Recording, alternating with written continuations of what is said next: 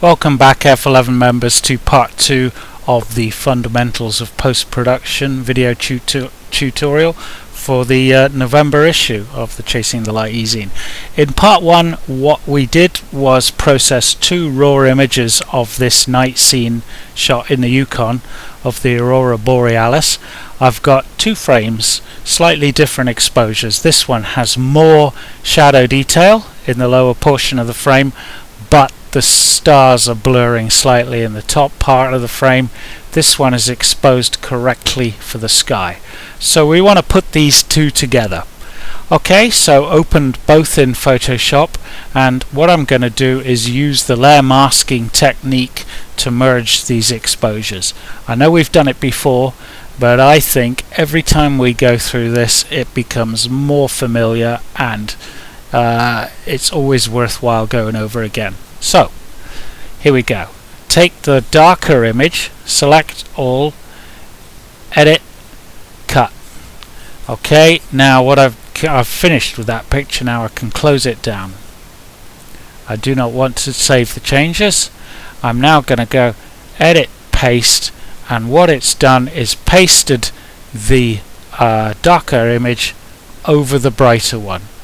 And if we look at the layers palette here, you'll see that the darker image is obscuring the brighter one underneath. If I click the eye on and off, it reveals the light one underneath. So what I want to do is actually apply a mask which reveals the lighter section of the area from the image beneath that we want. Okay, so how do we do that? We take the tools palette here, and as before I'm going to use the Lasso Tool to just very easily and not that accurately draw a line around the section of the darker image I want. Okay, now I want to feather that selection so that it's not a hard but a soft edge, and I have here my actions, which are things that I do often, and here you see a set of actions called select with different feather radiuses. Now for the purpose of this demonstration I'm going to make a new action, a feather 200 action, so you can see how it's done. If you're doing things a lot, this really speeds up your workflow. So I want to basically hover my cursor over these icons at the bottom, and you'll see create new action, create new set. I already have the set I want. It's called select. I want to make a new action within that, so I'm going to call this action. I'm going to click on that box and it'll ask me what name I want to call this action, and I'm going to call it feather 200. As soon as I hit this button it's going to start recording everything I do. So there we go, and you can see this red button there now telling me we're recording. So at this stage I want to feather this selection. I go select, modify, feather, and then there we go, select 200 pixels, click OK, and that's the action recorded. I'll now stop recording, and now whenever I want to do that again I don't have to go through this business of select, modify and all that. I can just click on that action. So to illustrate that, if I bring over my wrong palette, bring over the history palette here, and I go back one stage to Lasso, now if I just select feather 200 and click on play, it feathers the selection. So that's just a really neat tip to kind of help you with your Photoshop workflow, make things quicker. You can do it for all sorts of different things, how you save pictures, all sorts. Really useful thing to get your head around.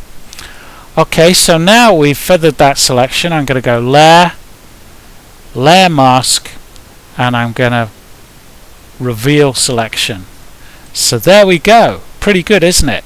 what we have now, if I bring over the layer, let's just tidy up the workflow here a little bit. I'm using a second monitor, by the way. I can't show you that on video, but all my tools palettes are over on the second monitor, and it just helps me keep a really clean, tidy area for working on the picture without all the tools palettes incurring.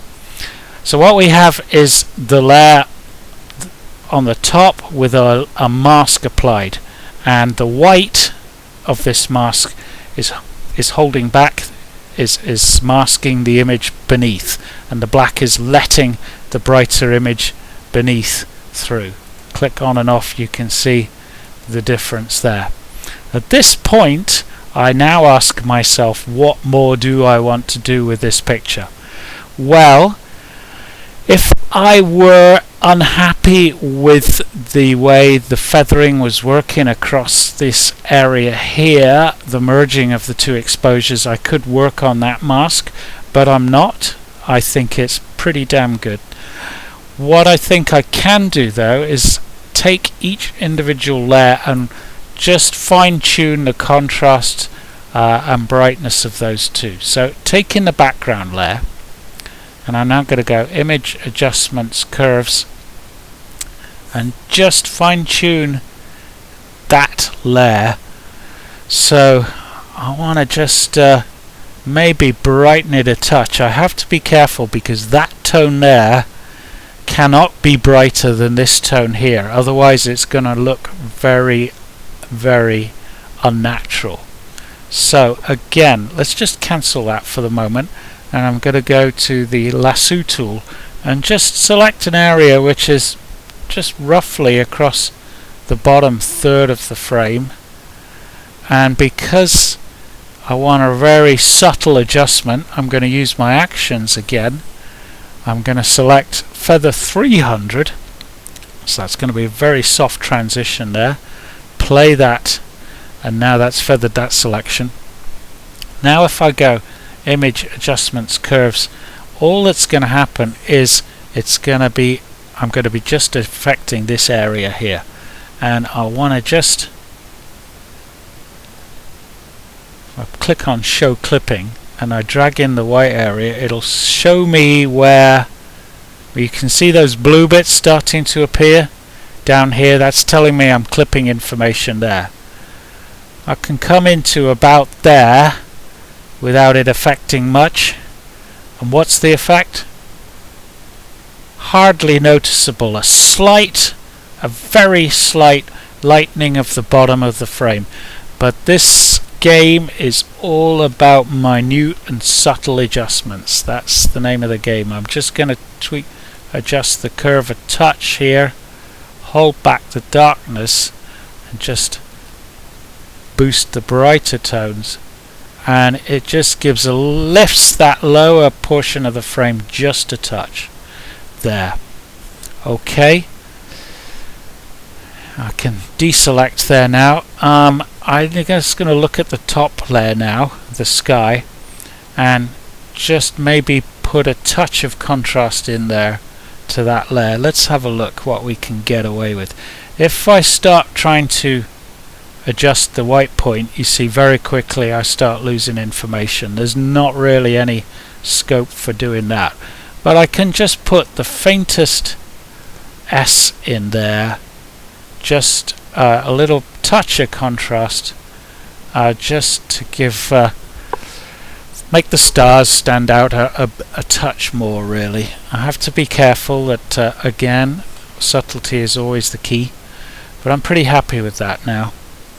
At this stage, look at that picture. Always with all of this post-production, keep to the basis of the less you do the better, and I'm pretty happy with that picture. So here we go, layer, flatten image, and it's still a 16-bit. I'd need to change it because it now becomes my master TIFF, and again I have an action for that. It's called, in my own nomenclature, process 23 LR, because those are the destinations I'm saving the picture as. It's being saved to 2 different drives, just to make sure that we'll never lose any work in process, and I'm also making a low-res JPEG of it immediately. Okay, and if I hit that button now, this picture is going to be saved to those destinations, and I'm finished with it. Wendy will pick it up and just check for any dust or imperfections. And there you go, that's Actions Layer Masks, where every month we're just fine-tuning our techniques. So I'll see you again here next month for another Fundamentals of Post-Production video tutorial. Thank you.